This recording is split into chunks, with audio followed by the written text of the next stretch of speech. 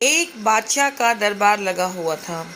چونکہ سردی کا دن تھا، اس لیے بادشاہ کا دربار کھلے میدان میں ہی لگا ہوا تھا۔ سب خواص و عوام صبح کی دھوپ میں بیٹھے تھے۔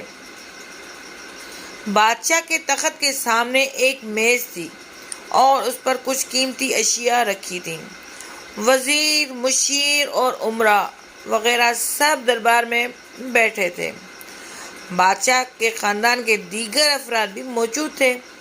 اسی وقت ایک شخص آیا اور دربار میں داخلے کی اجازت چاہی۔ اجازت مل گئی تو اس نے کہا، میرے پاس 2 اشیاء ہیں۔ میں ہر ملک کے بادشاہ کے پاس گیا ہوں اور اپنی اشیاء کو بادشاہ کے سامنے رکھتا ہوں، پر کوئی فرق جان نہیں پاتا۔ تمام ہار چکے ہیں اور میں ہمیشہ کامران و کامیاب ہو کر لوٹتا ہوں۔ اب آپ کے ملک میں آیا ہوں۔ بادشاہ نے کہا، کیا اشیاء ہیں؟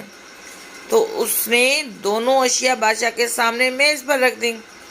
وہ دونوں اشیاء دکھنے میں بالکل ایک جیسی، جسامت، یکساں رنگ، یکساں چمک، گویا کہ یہ دونوں اشیاء ایک دوسرے کی نقل محسوس ہوتی تھیں۔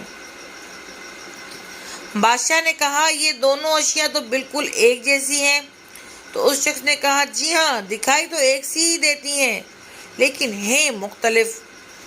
ان میں سے ایک بہت قیمتی ہیرا اور ایک شیشہ۔ بظاہر یہ دونوں ایک سے ہیں۔ کوئی آج تک یہ نہیں پہچان سکا کہ کون سا ہیرا ہے اور کون سا شیشہ۔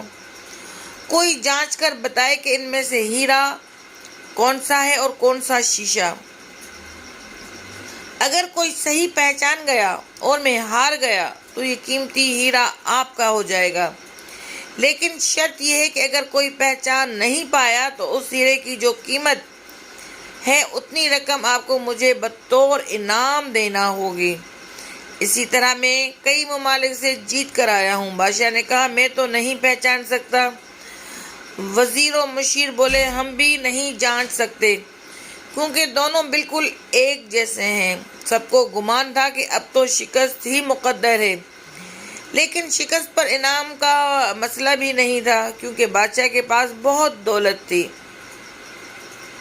بادشاہ کی عزت کا مسئلہ تھا، کیونکہ تمام عالم میں یہ مشہور تھا کہ بادشاہ اور اس کی رعایا بہت ذہین ہے، اور اس طرح ان کی صبح کی ہوتی۔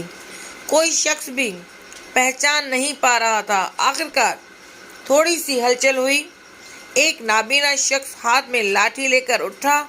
اس نے کہا، مجھے بادشاہ کے پاس لے چلو۔ میں نے تمام باتیں سنی ہیں اور یہ بھی سنا ہے کہ کوئی پہچان نہیں پا رہا ہے۔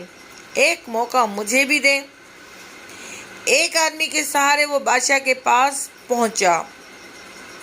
اس نے بادشاہ سے درخواست کی کہ ایسے تو میں پیدائشی نابینا ہوں، لیکن پھر بھی مجھے ایک موقع دیا جائے جس میں بھی ایک بار اپنی ذہانت کو جانچ سکوں، اور ہو سکتا ہے کہ کامیاب بھی ہو جاؤں، اور اگر کامیاب نہ بھی ہوا تو ویسے بھی آپ تو ہارے ہوئے ہی ہیں۔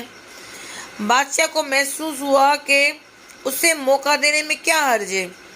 بادشاہ نے کہا کہ ٹھیک ہے۔ اس نابینا شخص کو دونوں چیزیں چھونے کے لیے دے دی گئیں اور پوچھا گیا، اس میں کون سا ہیرا ہے اور کون سا شیشہ؟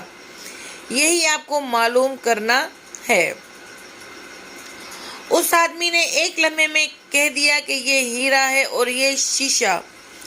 جو آدمی اتنی جگہوں سے جیت کر آیا تھا وہ بہت حیران ہو گیا اور کہا، ٹھیک ہے، آپ نے صحیح پہچانا، آپ کو مبارک ہو۔ اپنے وعدے کے مطابق اب یہ ہیرا بادشاہ کا ہوا۔ تمام لوگ بہت حیران ہوئے کہ ایک نابینا شخص نے کیسے جان لیا کہ اصل ہیرا کون سا ہے، اور سب نے یہی سوال اس نابینا شخص سے کیا۔ اس نابینا شخص نے کہا کہ سیدھی سی بات ہے، دھوپ میں ہم سب بیٹھے ہیں، میں نے دونوں کو چھو کر محسوس کیا، جو ٹھنڈا رہا وہ ہیرا، جو گرم ہو گیا وہ شیشہ۔ اسی طرح زندگی میں بھی جو شخص سخت اور مشکل حالات میں گرم ہو جائے اور حالات کا سامنا نہ کر سکے وہ شیشے کی مانند ہے، اور جو تمام حالات میں ٹھنڈا رہے وہ ہیرے کی مانند ہے۔